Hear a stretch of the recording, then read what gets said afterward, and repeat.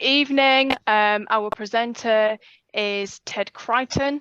Ted is going to talk to you about opportunities and apprenticeships to do with BAE Systems. He is the Enterprise Director for Early Careers. He's absolutely the right person to be talking to you about opportunities.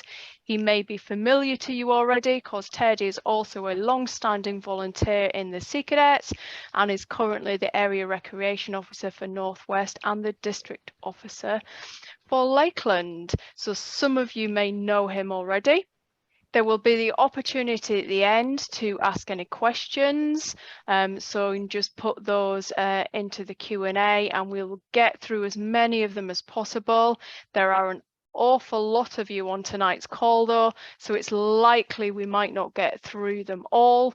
If that's the case, if you can email the webinar's email address, and I'll put that into the chat and Q&A, then we will pass those on to Ted and then get back to you if you have anything specific.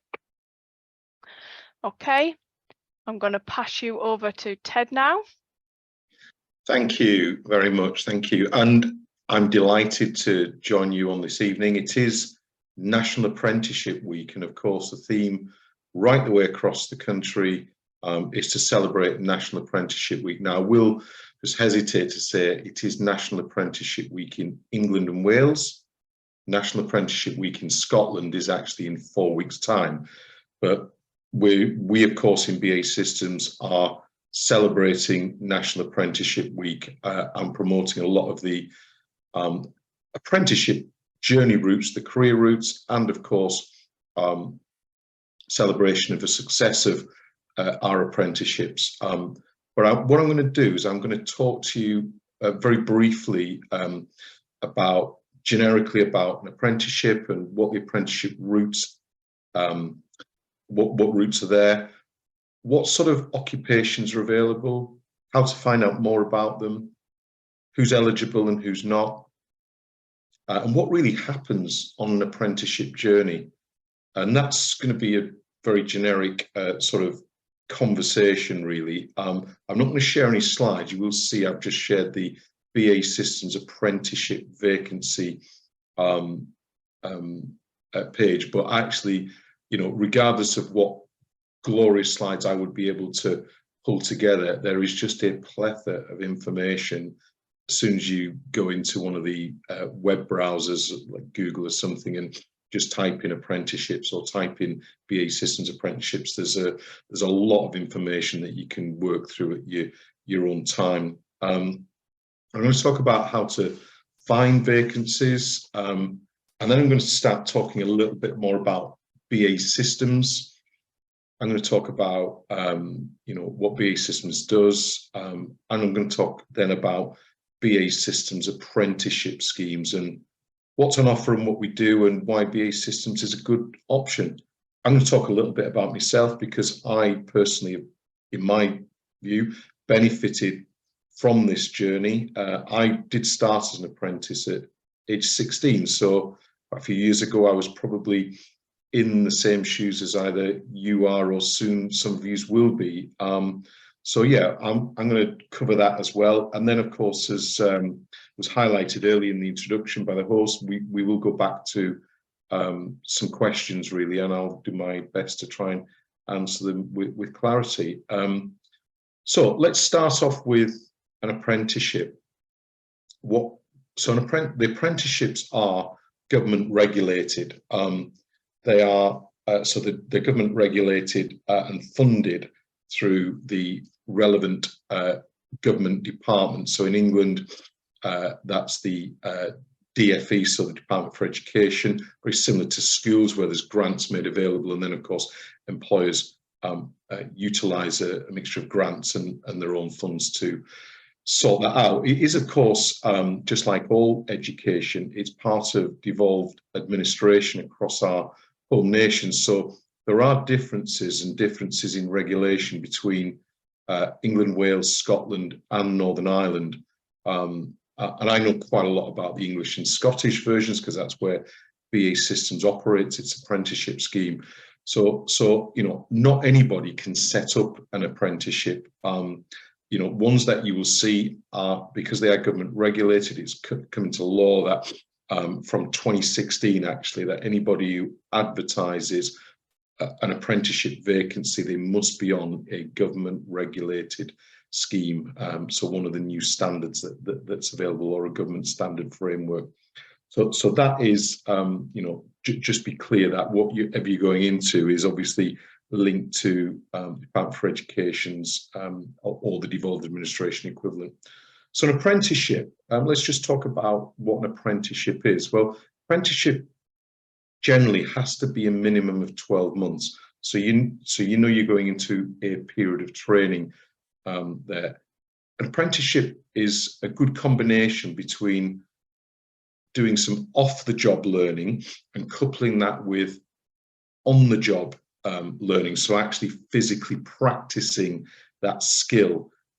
So what you will find is all apprenticeships tend to have a minimum of 20% off-the-job learning. So in a typical week, that might mean that at least a day a week you will be doing some activity that will not be on the job, but it could be attending a college or a university, or actually working at one of the company's training centres where you are learning about knowledge that would link itself back to the skills that you're practicing on a day-to-day basis. Now, as we know, not everybody is academic, and there is obviously a mixture. An apprenticeship is a really good opportunity for people who are a little bit, sometimes people get fed up with the school or the university, sorry, or the college, and actually think, actually, I just want to get to start doing some stuff. An apprenticeship is a really good opportunity there. And if people are really struggling with making a decision, it's also a really good opportunity to try, you know, working. What you're actually doing is, in many cases, one of the advantages, you are able to earn while you learn as well. And many of those apprenticeships have got some qualifications attached to them, some good qualifications, you know, and that could be from a degree qualification, it could be from some specific national engineering qualifications at sort of level 3 or 4. So there are really good opportunities that you will get a lot of nationally recognised. You won't just join a company and then find you're just learning on the job and then you get nothing to back that up, because all the apprenticeships now are very much about, you know, following a standard that's been written and agreed by the regulatory bodies, where qualifications are required. They're inserted into those, and then you will be independently assessed by another awarding organisation called an endpoint assessment organisation, and that will give you the gateway to complete. And what that really does, I mean, that's very similar to, I guess, when you're at school, you know, you do your tuition at school and then you'll do exams that will be set by an examining body, and that will be independently marked and judged. So, you know, very similar principles in terms of the regulation through the education bodies there. So the apprenticeship, as minimum 12 months, some of them are 5 years long. It seems a very long time. Generally, they are more the degree apprenticeships that are 5 years long, and that's really guided by the length of time that the degree takes. Most apprenticeships will be in the order of 3 to 4 years in length. There are a number that will be 2 years, and there are some that are only a year. But again, it depends on the journey and the type of occupation that you want, really. If I just talk now about the levels of apprenticeships, there are apprenticeship levels go from 2 through to 7, and I'll just try and explain what they are as we speak now. So level 2 is an intermediate, level 3 is an advanced. They are typically set up for people who are finishing school at the age of 16 and typically got GCSE exams. So finishing school, you should be looking at an intermediate or advanced apprenticeships. There are much more advanced apprentice opportunities than there are intermediate. Sometimes if people have got lower grades from the GCSEs and have struggled academically, an intermediate might be the right route for you. again, you know, advanced, there are probably more level 3 advanced apprenticeships than any other apprenticeship.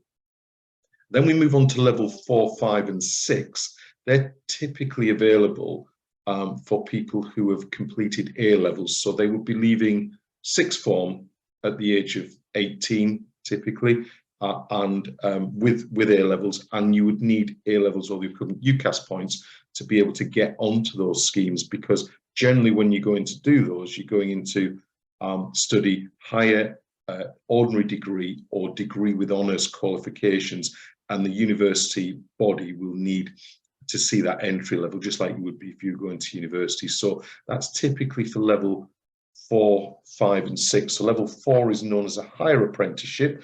There are a number of opportunities there, and 5, probably even less opportunities at 5. The main feature now tends to be 6. So if I was to look at this, you'd probably find level 3, level 6, I've probably got the most opportunities that are available. So that's the advanced at level 3 and the degree apprenticeship at level 6. I did mention level 7 earlier. Level 7 is a master's apprenticeship, and they're typically on-off people who've probably already completed degrees, or maybe even somebody who's done a degree apprenticeship and actually, or a higher apprenticeship, and then wants to progress on to that. Really, they're not normally entry levels for people leaving sixth form or school. So that's the what is an apprenticeship, what the levels are. Now then, what occupations are available? Well, I look at this site quite a lot, really. If you were to type into Google apprenticeship standards or even apprentice standards, you'll get the Institute for Apprenticeship website up, and there is a very simple search sort of on that website, and you'll see that there's around about 700 standards. I think when you bring it up, there'll be more, and then there's some that are been retired, and then there's some that are still under approval, but it's just close to 700 that are currently approved for delivery. So that's quite a lot. So who'd have thought that there were actually going to be 700 different occupations, because each one of these standards really represents a different occupation. Now, quite helpfully, down the left-hand side of that particular site, there is actually a sector, an employment sector area where you can filter on that. So for example, there'll be digital and IT. So if you were really looking for something in digital and IT, if you clicked on that button, then great. You know, you might find, oh, I'm down to 120 now, I'm down to 80. And then there are areas like business and administration. There are areas like engineering and manufacturing, areas like hospitality. You know, so all of those areas, retail, have all got their own sector. You can click on the ones that you're interested in. Then if you go a little bit further down, it actually allows you to click on the levels that you're interested in. So, you know, if you're a 16-year-old, 17-year-old, or you're in post-GCSE education, then fine, just click on level 2 and 3 and you can see what's available. What it does do is it allows you to narrow it down to the number of occupations that probably you're able to tune yourself to that. What it will do also on the right-hand side, once you've clicked on one of the standards, and it will tell you actually what the job is and what sort of jobs you could do once you complete that apprenticeship. It will tell you the type of skills and, so first of all, the duties that you would do within the job, and then the skills and knowledge and the behaviours required for that particular role. It also then, to the right of it, tells you the training providers that are delivering that, and you can, when you open that up, you're able to put in your postcode, and it'll give you an indication by ranking them in terms of how close they are to you. So it's a very helpful tool to just find some apprentices, actually narrow down what really interests me, what jobs are out there that are apprenticeships, and there are lots really. So you know, if we get a little bit of time later on, I'll try and bring that site up. It's going to take me a minute and just indicate where that is if people are interested in that. So the next area I was just going to cover is, who are they for? Well, really, they're for everyone. And actually, if I go back in time, I mean, I did say at the start that I did start an apprenticeship and actually completed it as well when I was 16. And in those days, which is a few years ago, typically apprenticeships were for people that were under 18, so they were very focused on school leavers or those that had left school in the last year or two. It's not like that now. I can tell you, even in my company, I've got apprentices. Most apprentices are actually under 25, but I've got apprentices who are, you know, under 35. I've got people in the 40s. And I have got some apprentices who are in the early 50s as well. So there is no real age barrier around apprenticeships now. There's no, the minimum age clearly will be 16 because you need to have done the state school, but they are typically from people who finish state school and then, you know, are able to move into employment. Pay, it's always an interesting one, isn't it? Let's cover pay. So as an apprentice, legally, in the UK, you will be paid the national minimum wage in year one, in the first year, for an apprentice. That is the equivalent of the rate that will be paid for any under 18-year-old, which is, I think it's going to be £5.28 an hour in April, because it goes up in April. When you rattle that through on a typical 37-hour week, which most people operate on, it's around about £10,000 a year. So that would be the pay in year one. That is the absolute minimum you are entitled to be paid in year one. Many companies offer slightly more than that. Depends on obviously the company. After year one, when you go into year 2 and 3 and 4, if you're on a 4-year apprenticeship, you will be paid the national minimum wage for your age. So if you were 18 and you started year 2, the national minimum wage for 18 to 20-year-olds is higher, and that will be £13,000. It will go up again in April. And obviously the wage rates, if you're slightly older than that and you're 21, there's a different rate for 21, 22-year-olds, and then 23-year-olds plus are on the what's called a national living wage, which is all really geared around the national minimum wage. So apprenticeships will pay the national minimum wage for their age. Everybody in year one, regardless of age, has to be paid the minimum apprentice rate as the minimum. Okay, that's the bit on age and pay. The next area I wanted to cover was what actually happens on an apprenticeship journey. What does a typical journey look like? And there's probably 2 models really that I'll just briefly cover. The first one is you start, let's say, a 3-year craft trade apprentice, and you want to train to be a joiner or something like that, or an electrician. So let's use something that at least we know around the household.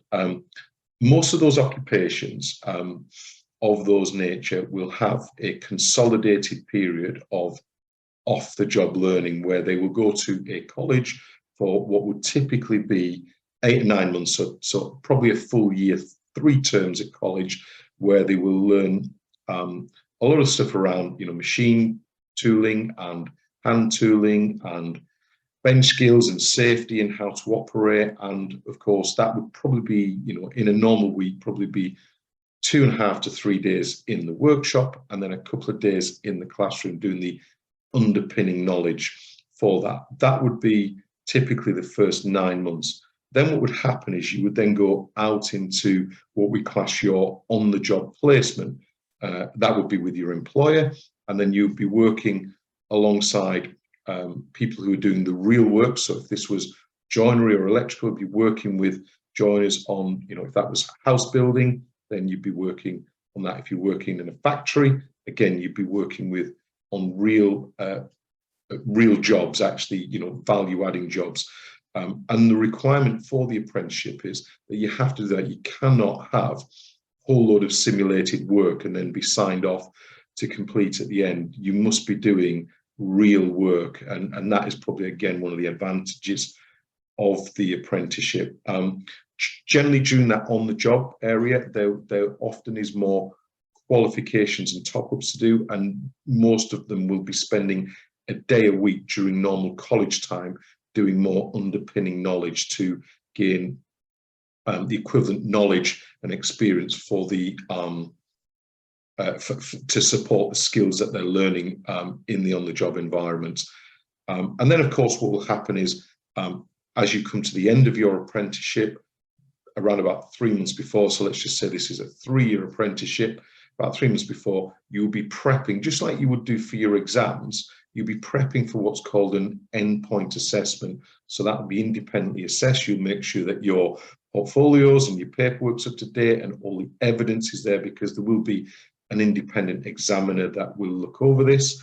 And then there will be typically a day, and that might even be half a day, where you'd be taken through an endpoint test. So similar to when you would sit an exam, you'd be doing some simulated work. That could be a mixture of written work and sort of practical work, and that will be assessed. And then, of course, completion and passing of that, they will obviously certify that, and then they'll be able to apply for the apprenticeship certificate and completion. So that is a typical journey of an apprentice. The other mix of a journey where there isn't a consolidated period of off-the-job learning is an apprentice can start directly in the employer's business as an apprentice, but would find that 1 day a week they would be at a college or university or in a training provider's site where they're doing a minimum of 20%, so 1 day in the off-the-job learning environment, and that would be for the whole. It could be 2 years, 3 years, 4 years. If it was a 3-year apprenticeship, it would be that. So there are areas such as, let's just take a business administration apprenticeship. They start directly in the business. The model that BAE Systems runs is we do 1 day a week in the off-the-job learning, and that is in our training centre, because we do what would typically be taught at a college. So and that would run for the full 2 years of that apprenticeship. They would still do the gateway and the endpoint assessment and the practical and sort of knowledge written tests, and that's really what an apprenticeship journey looks like, really, in both of those areas. So I'm just take a pause, because the next thing, hopefully that, as people found that interesting and said, oh, that'd be really good. Now, how do you get an apprenticeship? Because finding a vacancy actually is probably easier than what it's ever been, really. So we would have always said, you go to the employer's website. So that's needing to know which employers have got those. There are a number of companies that, a number of website agencies that actually then try and host these jobs. So they could be like job sites as well. So I've just put in BAE Systems apprenticeships into Google, and there are a number of job search tools that have actually got those vacancies on. But the other way you can get to is if you go into, social media at the moment, and I've been monitoring it this week, is thick with opportunities for those vacancies and links to them. So it's very difficult to miss them. And certainly if you, typed in something like that into your Google on your phone, we know what the social media sites are like. You then get all the adverts and links, so it's difficult to miss them. There are an awful lot of career fairs on. There's career fairs this week. BAE Systems are hosting quite a number of them. We hosted one last night. There's one tonight. There's one tomorrow night as well. Some are remote. Some are actually at our key locations as well. And there will be more that we're running throughout the rest of this month. Again, all advertised on social media and very easy to pick up and join without me even needing to start reading out where they're actually hosted. But it used to be all about employers' websites. Now we use a lot more social media adverts, and we personally in BAE Systems are doing a lot more paid adverts, so we're appearing further up the rankings lists. So that's really everything I wanted to say on generically about apprenticeships and how to find those vacancies and what they're all about. What I'm going to talk about next is about BAE Systems and apprenticeships as well. So I'm just going to take a breather. I just want to have a quick drink, and then I'll go straight into the next part, if that's okay. So BAE Systems, BAE Systems is a defence and security company. It operates worldwide. It has over 90,000 employees. In the UK, it's very well known. 35,000 employees in the UK, around that number. It operates on lots of different locations and sites. Some are more familiar to others. Some have got big factories where we are building ships, we're building submarines, we're building aircraft. Others are less conspicuous. In other words, they could be design offices or central managed services offices, but we're operating in a lot of different locations. And I'll just give an indication of where some of those are. And if I start in Scotland, you know, our biggest site is in Glasgow. We operate the two shipyards there at both both Govan and Scotstoun. There are also some smaller sites in Scotland. So staying on the Glasgow side, there's the Bishopton site where we have got a land munitions business. And then, of course, we've also got on the opposite side, we've got Hill End, which is over towards Edinburgh as well. Again, another smaller site. As we move down through England, one of our large sites is at Barrow-in-Furness, which is actually where I'm based at, and that is the submarine builder. One of our biggest factories, so over 10,000 employees there. As we move further south into central Lancashire, we've got a factory at Wharton, so over on the sort of between Lytham and Preston. And then, of course, on the opposite side of the M6, we've got a factory near Blackburn, which is at Samlesbury. So they're aircraft factories, those where we're building and a number of different varieties of aircraft. In Preston, there is a hub which is responsible for all the IT services, procurement services, all of our people services aspects, all of our finance operations and transactional services across our operation. As we move further across the country, we've got sites at Hull, which is a site called Brough, which is also aircraft, and we've also got an academy that trains maintenance engineers. So, and we do that for civil as well. So it is about military in the main, and that's based at Humberside Airport. So it's one of the academies I'm responsible for. But we're also training maintainers, and we have people that are in there from British Airways and Ryanair and DHL. So you know, it covers a multitude of aspects. As we move further south, we've got, in fact, I'm going to go quite far south now, right down to the south coast. We've got a big, so on the naval base at Portsmouth, we have a training centre there, which delivers apprenticeships, but that's actually in the dockyard where BAE Systems runs the dockyard on behalf of the Royal Navy. And then, of course, we've got a factory at Broad Oak. We've also got a place over at Rochester in Kent, where we're doing work on electronic systems. So there's a variety of different products that we work on there. That's anything from black boxes to high, you know, electric drives for buses and quite a lot of other technical aspects there, but a good product portfolio. There are some smaller sites that I've missed in between, such as Crewe. There's a munitions site, and there's one at Washington in the northeast, and there's one at Glasgow in Wales as well, which is near Cardiff. So there are also lots of other very small sites, such as at Weymouth and Yeovil and Christchurch and New Malden near London. So we have got a whole load of sites, really. We do have the main ones that I've covered in the first part of that were really where our training centres and where my staff operate. So, but BAE Systems is pretty much everywhere you look, even though it's not obvious. If I just talk about our apprenticeship scheme, we've got over 3,000 apprentices as we stand at the moment. We're recruiting 1,400 this year. And most of our apprenticeships, as I highlighted earlier, are in the region of 3.5, 4, 5 years long. So that would indicate actually we're growing, and we are growing. And we would expect our apprenticeship scheme to be over 5,000 in a couple of years' time. So there's quite a lot of growth and opportunities that are available. Now let's talk about what opportunities are available. Well, we deliver over 50 of those standards that I referred to earlier, where I said there was 700. We deliver over 50. They're not all in engineering. We do a lot in craft and manufacturing. We do a lot in engineering. We do a lot in business administration. We cover cyber security and software. We cover data analytics.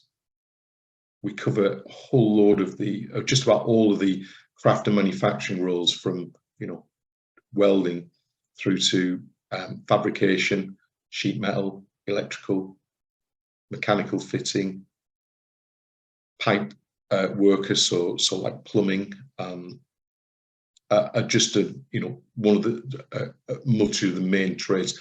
Aircraft technicians, aircraft maintenance, machining, we cover. So that covers a lot of the trade roles that we've got. We have quite a number of people that join business administration scheme, and they will flow into areas like supply chain and commercial.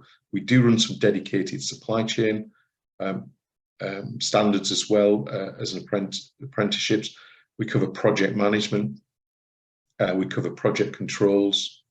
We cover all the IT aspects as well. There's probably about 4 or 5 different IT disciplines that we've got on there, and they will be growing further over the years. So we will run more IT technician ones in the future. So, if you're not ready this year, but you think, well, next year I leave school, there'll be more of those available next year as we're growing our portfolio of apprenticeships on offer. So we do run quite a large number of those. Finance is another key one that we run as well. If I get to degree areas, as well as project management, aerospace engineer, software engineer, and many of those, mechanical engineer, electrical engineer, electronics. So there's a whole plethora of them. You'll be able to see them if you go onto that website and just click view our 2023 opportunities that I'm showing on the screen. You'll see them, and you can click location or the type of standards, and eventually you should be able to navigate through and just find the whole journey that I'm just trying to explain there. How to apply? Well, basically on that website, and click that button and you go through. It will require you to register. Once you don't need to register to look at the opportunities, but then you can go back in, register, and then it will require some personal information and some information in terms of validation of qualifications, etc. Once you do apply, what will happen then is you will then be given some online tests to do. So what I would do is, when you're ready to apply, be ready that you've got to do those typically within the week. So don't do it and then think I'm going to be away for the weekend, and because you'll miss it and then the opportunity is lost then. There isn't many weeks left anyway, because the window closes on the 28th of February. We have quite a rigorous security to go through and an onboarding process. So typically 28th of February it closes, then we're into selection process through March and into early April, offers out at the end of April, and then that allows us to do the security and onboarding process, including the occupational health and everything else. The good news is, for those in Scotland, it does open for a little bit longer. It's open till around the 13th of March. And the reason for that is because we wanted to make sure that we covered National Apprenticeship Week in Scotland, which runs in 4 weeks' time, rather than run National Apprenticeship Week and find that actually telling people about vacancies that don't actually exist because you've closed your website. So we believe, of course, that as well as offering those apprenticeships and great training programs, we're also offering valuable careers and opportunities. Now, just before I go into that a little bit further, BAE Systems is its own employer training provider. So we hold, through the Department for Education, our own training contract. We're registered with them. We have to apply each year. We have been, just like schools and colleges and everywhere else, Ofsted inspected. In fact, our last Ofsted inspection was in October 2021, which is fairly recent in terms of Ofsted terms. Delighted to say that we are an Ofsted Grade 1 training provider, but we're also Grade 1 in all key judgment aspects. So everything that they've inspected us on, they gave us a Grade 1. If we look at Scotland, we hold our equivalent contract in Scotland with Skills Development Scotland. We hold the grade of excellence. Now, that's quite unique. There's not many employers that hold that grade in Scotland as well. So very inclusive company, BAE Systems. We do, and there's a lot of key policies that trying to pin that. We are trying to drive up the balance because it is traditionally an engineering company. So we are driving up the balance of gender and ethnicity, both in those aspects as well. And of course, high proportion of engineering roles. We managed to achieve over 30% females in those roles. Now I think, well, actually, why isn't it 50-50? Well, at some point, let's hope it will be. But that's set against the backdrop in England of only 9% of females are on engineering apprenticeships and only 3% in Scotland. So we're punching well above our weight in terms of that aspect, but we have an ambition to be better than that. And, we have targets that will set that higher than that. And we need to make sure we're very inclusive and reaching out and making sure our business is doing that. I will also say about BAE Systems, we have very good safeguarding practices and inclusive learning practices. So if you've got a learning disability, we will make sure that is well looked after. We'll make sure we've got inclusive learning experts that are employed in the team, as well as safeguarding experts, and you can guarantee that actually, you'll be given every help and opportunity in terms of what's required. We've actually recruited for the first time 2 profoundly deaf people this past September. They've got particularly with them, script writers and BSL interpreters to support them through that. Just fantastic in terms of how that's working at the moment. And that's been certainly a new groundbreaking thing, because we're normally used to dealing with dyslexia, another is the main learning disability that we have to accommodate. In terms of DFE, so Department for Education, we are also one of the top 10 apprentice employers in last year's count there. We're just about to apply this year. The window's just opened now. So that's really about BAE Systems and why you should be considering BAE Systems. I'm just going to spend 2 minutes really on my personal journey. So I was an apprentice. I started at 16. I did a craft apprenticeship. It opened lots of doors for me. That, coupled with my Sea Cadet journey and the Sea Cadet experience, on completion of my apprenticeship, I went in to do a real job in terms of building ships. So that's where I am actually a shipbuilder. So in the maritime field, fair and square. I then went into, I wanted to progress. The business sponsored me to do higher level programs in terms of education. That included areas like high national certificate, quality assurance management, leadership programs at level 5, sponsored me to do an engineering degree, an engineering master's. And throughout that time, whilst I was doing that, my career did progress, and I did move into other aspects, like sort of changed career into quality assurance. I then went back into production supervision, production management. I went in to do manufacturing strategy. I then went back to do lead manufacturing for one of the BAE Systems sites. I then went into manufacturing engineering to set up a manufacturing engineering function. I then went into HR and did employee relations and reward.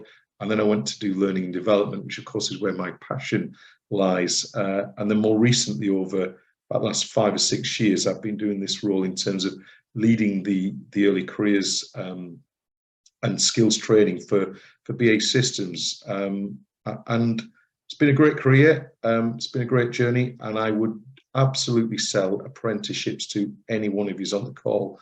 And I'm going to end there because I'm conscious I've been speaking for quite a while. So thank you very much. Thank you, Ted. That was really, really interesting. Certainly lots of opportunities that I'd never considered or thought about with BAE Systems. And for any of you that are interested in thinking, looking for your next steps or even a new career, for us more mature people, then there's a lot of opportunities out there for you. So have a look at that BAE Systems website. We're going to open up to questions now. If you want to put your questions in the Q&A, and then we will put them to Ted.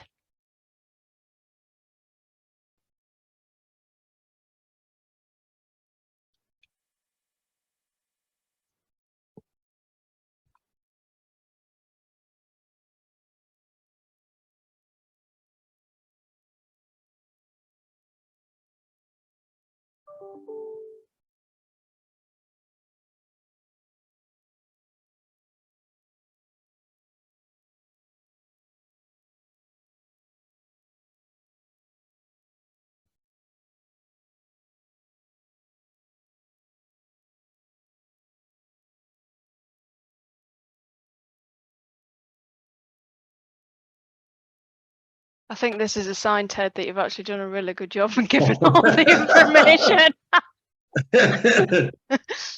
Yeah, you certainly you covered a lot of ground there. Actually, stuff that I didn't know about out with BAE as well. So for people looking for apprenticeships, that was a lot of really valuable information.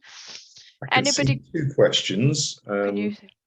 Yeah, so I did see one. How long have you been working for BAE? Was that a question that I did see? Yeah, so I can answer that. So I am. This will give away my age.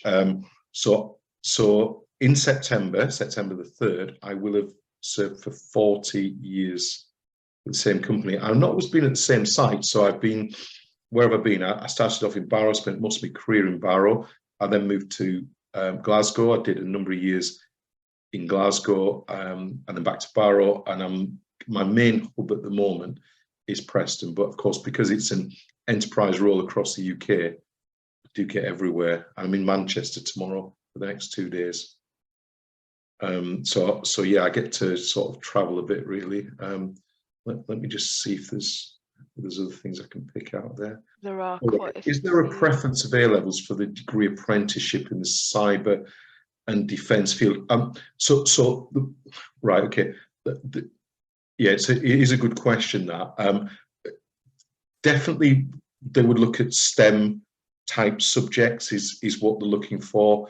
But what I would do is, because they're all open and live, I go into them because there are a number of different. They're all doing what we call the digital technology standard, and we've got what's classed as almost like a family of different occupations that are in there, and some are more specific than others really. So some of those occupational streams require a different, so some might require 2 STEM subjects, some will require 1. So it's worthwhile while you're in there just to look at those. And I have spent a little bit of time with some of the people. What I don't want to do is talk too generic, even though that's a generic answer, because some of those opportunities might only be available in Frimley, for example, and some might only be available in Preston. So it's probably about location specific as well. I'm just going to try and pick out any more. Right, okay. So is it possible to apply now? I'm in my first year of A-levels and would like to finish the 2nd year and have an opportunity straight out the gate. The answer is no, because this year is for this year's start. Let me tell you now, we've got lots of opportunities this year. 1,415 is what we are advertising. Next year will be more than that, and probably more opportunities. So, this year is for people who are completing this year, or actually may be out of education, and they may well have, be into other lines of work. So, because as I said, they could be any age. So next year will definitely be there. The website opens on the 1st of November each year, and closes on the 28th of February in England and Wales. How many people are oh, that's a hard one. Right. How many people are apprentices in the UK? Be about 500,000. Maybe it's just less than that, really. In the UK, government had a target in the last Parliament to have 3 million apprenticeship starts in a 5-year term. So typically, when you look at that, and the average is about 2 years for an apprenticeship, yeah, there probably would be, and they failed that target, by the way. They only got to about 2 million, so it would be around about 500,000 on government standards. I've answered that one there. Let's see what else we've got. How many courses? Well, there's at least 50. And if I actually looked at, so this is number of courses available, apprenticeships actually. If you went into the website, you think, oh, there's more than 50 here. That's because some of them will repeat. So, for example, if there was an apprentice electrician in Portsmouth and one required in Scotland and in Barrow, each of the maritime shipyards, then it would appear 3 times. It would be, the English ones would be on the same standard. The Scottish ones we know are slightly different because of the devolved administration, but you might go in and think was about 140, and that's probably what there are when you break it down by location, because some of the opportunities are available at multiple locations. And would that make a difference, Ted? So say somebody did their apprenticeship in Scotland, but ultimately when they'd finished wanted to go and work for BAE in England. Is it all transferable? Yes, it is. Yeah, absolutely. Because they are, I mean, at the end of the day, the training's the same. It's probably not too dissimilar to, I guess, doing the GCSE equivalent in Scotland and the A levels. It's just the standards are broadly the same. And, I run the centre in Scotland, in Glasgow, and, it's a maritime centre. It's a shipyard. It's where I used to work. I do the same one in Barrow. It's a shipyard where I used to work as well. And pretty much everything we're talking about is the same stuff. A lot of it is the back office stuff in terms of the paperwork and the bodies and some of the processes there, but the training is the same. Okay, so great opportunity to travel, guys, if that's something of interest to you.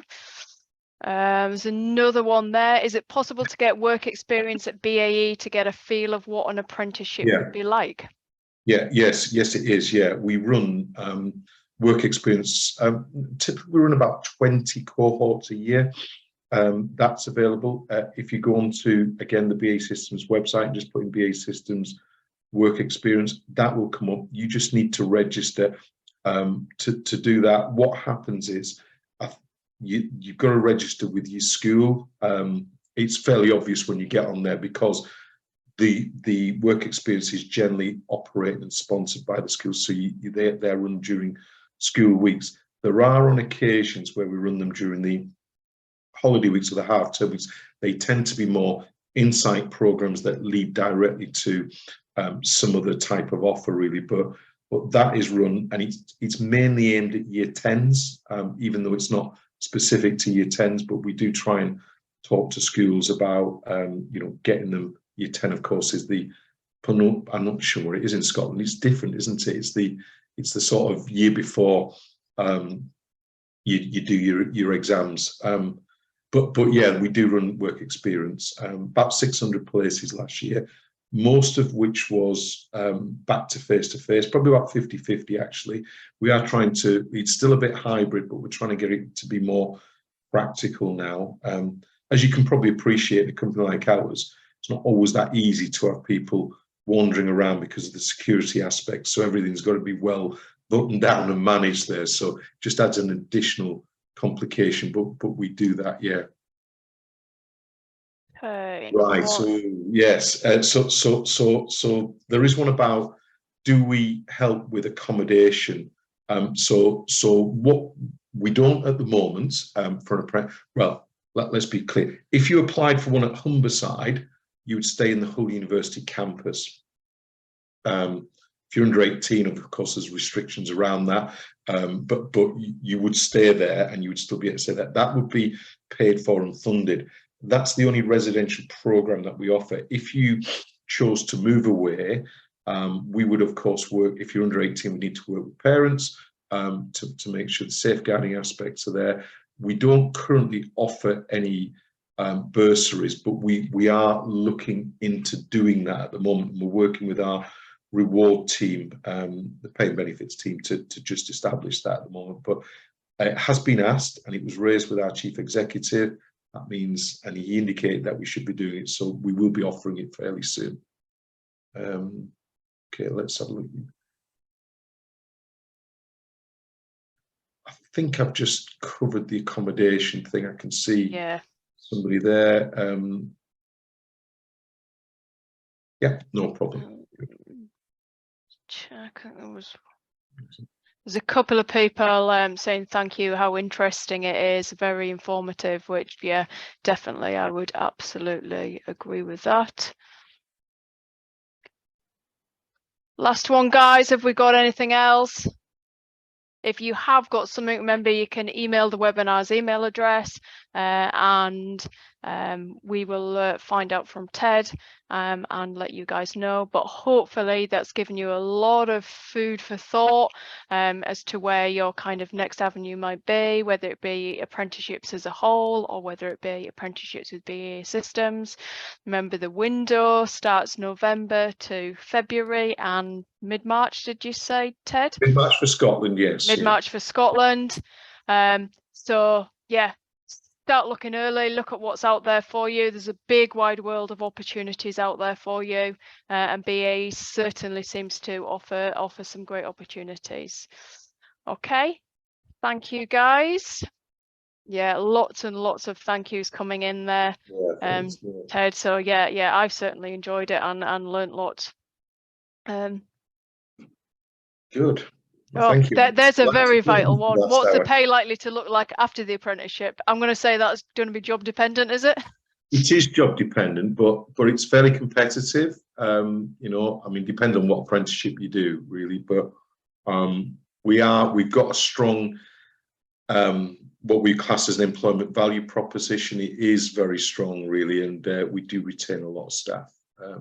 So it is job dependent. You know, if we're in the cyber world, of course, the market's going crazy in that area, but we pay quite well. You know, it really is dependent. But some of those will tell you on the website, really. It's a long way away, and pay, we never know where pay will be at the end, but it's strong. Yeah. Okay, thank you guys for joining us. Thank you, Ted, for really useful webinar tonight. Lots of things for people to go away and think about. So thank you guys. Take care.